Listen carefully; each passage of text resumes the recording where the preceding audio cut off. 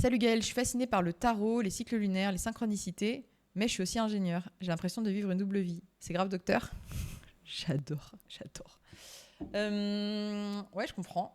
Est-ce qu'on peut être, en gros, la question c'est est-ce qu'on peut être cartésien, scientifique, voilà, une démarche plutôt terre à terre, et à la fois complètement perché à croire des domaines de l'invisible.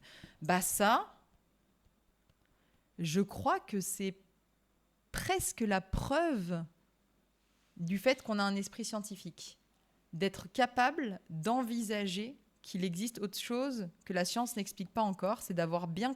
moi, ça me montre que la personne, elle a bien conscience des limites de la science. Et je dis ça, la première à avoir un master recherche en sciences. Hein. En fait, quand on parle de science, il y a deux choses. Il y a les scientistes et les scientifiques. Les scientistes, ce sont des scientifiques extrémistes, des scientifiques qui croient qu'il n'y a que ce que la science peut expliquer. Moi, j'ai été scientiste. Alors, j'étais adolescente, évidemment, mais moi, on me disait... Enfin, je sais pas, on me parlait d'esprit ou quoi que ce soit. Comme la science ne pouvait pas l'expliquer, je disais ça n'existe pas. Parce que la science ne peut pas l'expliquer, donc il n'y a que ce que... Enfin, ça n'existe pas parce que ce qui existe peut forcément être expliqué scientifiquement. Ça, c'est une dérive. C'est presque une religion. On croit qu'en la science, c'est Dieu science. La démarche scientifique, elle, en revanche, quand on la respecte, et c'est ce que je prône moi maintenant, j'ai appris ça, c'est ce que je pratique, c'est deux choses. La première, que la science ne peut démontrer, expliquer, étudier que ce qui est à la fois observable, à la fois quantifiable et à la fois reproductible.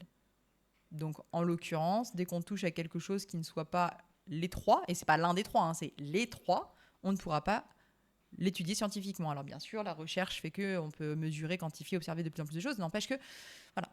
Et la deuxième, c'est qu'en science, on rappelle qu'une hypothèse scientifique n'est vraie que jusqu'à ce qu'elle ait été démontée, jusqu'à ce qu'elle ait été réfutée. Donc, ce n'est vrai scientifiquement que jusqu'à ce qu'on prouve que c'était faux. Donc, si on est capable, en tant que scientifique, de se dire qu'il y a des croyances qu'on a qui ne sont pas basées sur ce qu'on peut prouver scientifiquement, pour moi, c'est bien la preuve qu'on est protégé du scientisme, on est protégé de cette dérive extrême qui arrive dans nos sociétés, hein, clairement, qui serait de dire si la science ne l'explique pas, ça n'existe pas. Je trouve ça plutôt cool.